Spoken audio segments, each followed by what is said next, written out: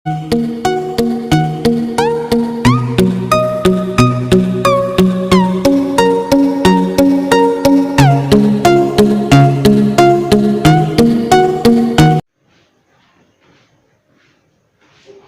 छात्र, आज हम कक्षा 10 की मनोहरे गणित में प्रश्नावली 1D में प्रश्न 3 का हल समझेंगे।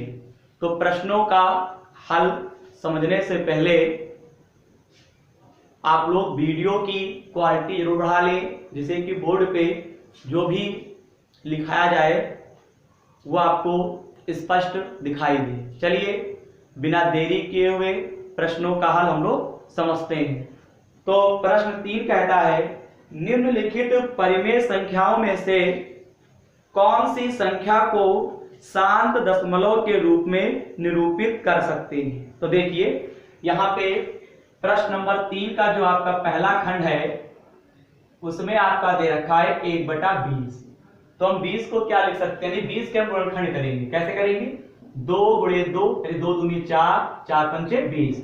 तो देखिए 2 की घात 2 और 5 हम लिख सकते हैं। तो एक प्रकार से हम कह सकते हैं कि यह शांत होगा, क्योंकि शांत के लिए परिमेय संख्याओं का जो हर है वो 2 की घात और 5 की घात में कुछ होना चाहिए। यानी कि यहाँ पे जो परिमेय संख्या है उसका जो हर है वो 2 की घात n और 5 की घात m के रूप का यहाँ पे प्राप्त हुआ है। तो हम इसको क्या बोल देंगे, शांत कह देंगे। मेरी बात आपको समझ में आ रही होगी। अगर समझ में नहीं आ रही है तो आप हमारी जो है पिछली वीडियो देखें। चलिए दूसरा खंड देखते हैं। दूसरे खंड में आपका दे रखा है 1/27। तो 27 को हम क्या लिख सकते हैं, 3 × 3 × 3, क्योंकि 3 तिहाई 9, 9 त्रिक 27। तो 3 की पावर 3। देखिए यहाँ पे जो हमें संख्या दे रखी थी यानी परिमेय, तो परिमेय संख्याओं का जो हर है वो 2 की घात n और 5 की घात m के रूप का नहीं है। यानी कि 2 और 5 जरूर होने चाहिए शांत के लिए, और 2 और 5 तो है नहीं, और जब नहीं है तो ये क्या हो जाएगा, अशांत हो जाएगा। क्या लिख देंगे हम लोग, अशांत लिख देंगे। ठीक है, चलिए हम लोग तीसरा खंड देखते हैं।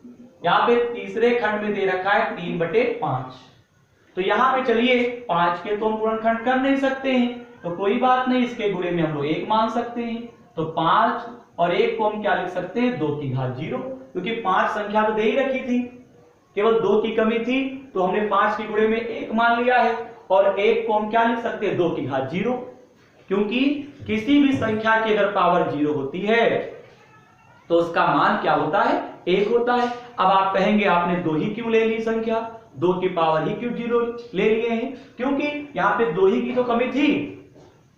अगर हम यहाँ पे 7 ले लेते तो आपका क्या हो जाता, तब आपका ये क्या होता, तब आपका ये अशांत हो जाता। ठीक है, तभी हमने क्या किया है, 2 की घात हमने 0 लिया है, क्योंकि शांत के लिए 2 और 5 होने अनिवार्य है। तो ये हमारा क्या हो जाएगा, शांत। ठीक है, चलिए चौथा खंड देखते हैं। चौथे खंड में आपका दे रखे हैं 1/15। यहाँ पे 3 × 5, 15 के जब हम लोगों ने गुणनखंड किए तो 3 गुणे कितना आ गया, 5 आ गया। तो ये आपका क्या हो जाएगा, ये आपका अशांत हो जाएगा, क्योंकि इस परिमेय संख्या का जो हर है वो 3 और 5 है, और शांत के लिए 2 की घात n और 5 की घात m के रूप का होना अनिवार्य है। तो इस प्रकार से प्रश्न 3 के जितने भी खंड दे रखे थे सारे खंडों के हल हम लोग समझ चुके हैं। चलिए प्रश्न 4 का हल हम लोग, प्रश्न 4 का जो हल है वो हम लोग समझते हैं। देखिए प्रश्न 4 आपका कुछ इस प्रकार से, देखिए प्रश्न 4 में हमें यहाँ पे दे रखा है √3 माइनस का √5, और हमें दे रखे और लिखा हुआ है, चलिए और लिख देते हैं। और यहाँ पे √5, रूट में 5 दे रखे हैं, और प्लस का क्या दे रखे हैं, रूट में 3 दे रखे हैं। और इसमें कहता है कि गुणनफल की प्रकृति ज्ञात कीजिए। हमें गुणनफल की यहाँ पे क्या निकालना है, प्रकृति निकालना है। चलिए निकालते हैं। तो देखिए यहाँ पे हमने क्या लिख दिया, √3 लिख दिया, माइनस का क्या लिख दिया हम लोगों ने, √5 लिख दिया है, और यहाँ पे हम लोग क्या लिख देंगे, इनके बीच में गुणे का निशान। यहाँ पे चलिए ये √5 है, √3, चलिए √3 हम पहले लिख देते हैं क्योंकि प्लस में हम आगे पीछे लिख सकते हैं, और रूट में 5 लिख देंगे। समझ में आ रहा होगा। आप लोगों ने एक सूत्र पढ़ा होगा पिछली क्लासों में, a² - b²। इसको लिखते हैं एक ब्रैकेट में a + b, दूसरे ब्रैकेट में a - b। तो देखिए यहाँ पे a + b यानी कि एक बार जुड़ा हुआ है, तो यहाँ पे √3 - √5 है, ये क्या है, घटे हुए हैं। यानी कहने का मतलब ये है, यहाँ पे हमको क्या दे रखे हैं, यानी यहाँ पे a + b है और यहाँ पे क्या है, √3 + √5 है। तो देखिए √3 और √5 एक बार जुड़ गए हैं आपस में। यहाँ पे क्या है, a - b है, तो यहाँ पे क्या है, √3 और -√5 क्या है, एक बार घट चुके हैं।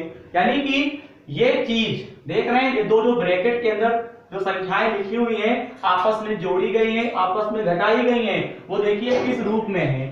जब ये इस रूप में है तो इसको हम इस रूप में लिख सकते हैं। देखिए हमारा इस रूप में, तो इसको क्या लिख सकते हैं, जैसे कि यहाँ पे a था तो a² हो गया, यहाँ पे √3² लिख देंगे, यहाँ पे b था तो b², लेकिन काहे का निशान, माइनस का, तो यहाँ पे क्या लिखेंगे, 5²। यहाँ पे हमारे पास क्या बचेगा, 3, यहाँ पे क्या बचेगा, 5। क्योंकि किसी भी संख्या के ऊपर अगर आपका रूट लगा है और उसकी अगर पावर 2 है तो रूट और पावर दोनों क्या होती है, हट जाती हैं। तो यहाँ पे 3 के ऊपर रूट लगा है और 2 है तो रूट और पावर हट गया तो केवल 3 बचेगा। यहाँ पे इस संख्या के ऊपर रूट में 5 लिखा हुआ है, यानी रूट और पावर हट जाएगा तो केवल 5 बचेगा। 5 में से 3 को हटाएंगे तो -2 बचेगा।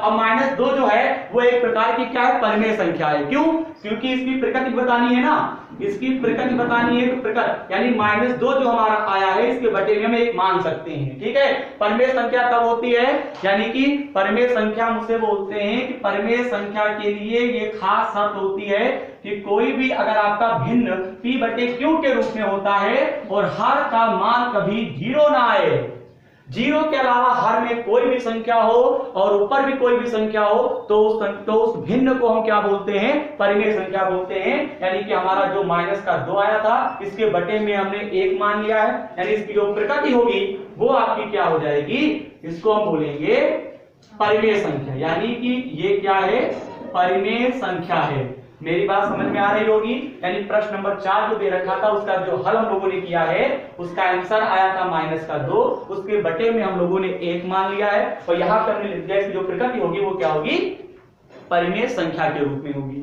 ठीक है, चलिए प्रश्न 5 का हल हम लोग समझते हैं। तो प्रश्न 5 भी देखिए क्या है, प्रश्न नंबर 5 हम लोग देखते हैं। प्रश्न 5 जो आपका दे रखे हैं, सबसे पहले प्रश्न 5 को हम लोग पढ़ते हैं। प्रश्न 5 कहता है 2 और यहाँ पे रूट में 45 + 3 रूट में 20 बटे में 3 √5 का सरलीकरण कीजिए, बताइए कि प्राप्त हुई संख्या परिमेय है या अपरिमेय है। तो देखिए यहाँ पे हम लोग क्या करेंगे, 2 रूट में लिखेंगे 45, यहाँ पे प्लस, यहाँ पे हम लोग 3 और रूट में हम लोग क्या लिखने वाले, 20 बटे में क्या दे रखा है, 3 और रूट में क्या है आपका 5। अब देखिए यहाँ पे आपका कुछ इस प्रकार से है। सबसे पहले हम लोग इसका क्या करेंगे, सरल करेंगे, इसको सरल करेंगे। देखिए 2 यहाँ पे 45 से 45 के गुणनखंड करेंगे, यहाँ पे 3 × 3, 3 से आई 9 बचे 45, यहाँ पे 3 लिख देंगे, 20 के गुणनखंड करेंगे 2 × 2 × 5। मेरी बात आपको समझ में आ रही होगी स्पष्ट। यहाँ पे हम लोग लिखेंगे 3 और रूट में क्या लिखेंगे 5। यहाँ पे देखिएगा, देखिए यहाँ पे 3 यानी 3 2 बार है तो यहाँ पे 1 3 आपका केवल बाहर निकलेगा, यहाँ पे ओनली क्या बचेगा, रूट में 5। यहाँ पे आपका 3 यानी 2 बार है तो केवल 1 2 बाहर निकलेगा, ओनली जो है आपका रूट 5 अंदर रहेगा, क्योंकि यहाँ पे 5 एक ही है। 2 बार जो होते हैं उनको हम 1 बार रूट के बाहर लिख सकते हैं। यहाँ पे हम लोग क्या लिखेंगे, 3 रूट 5। अब देखिएगा 2 3 6 रूट 5, 3 दूनी 6 रूट 5 लिख देंगे। आपको मेरी बात समझ में आ रही होगी। 3 रूट 5 हो जाएगा, यहाँ पे 6 आपके हो जाएंगे 12, यानी कहने का मतलब है 6 रूट 5, तो यहाँ पे क्या होगा, 12 रूट 5 हो जाएगा।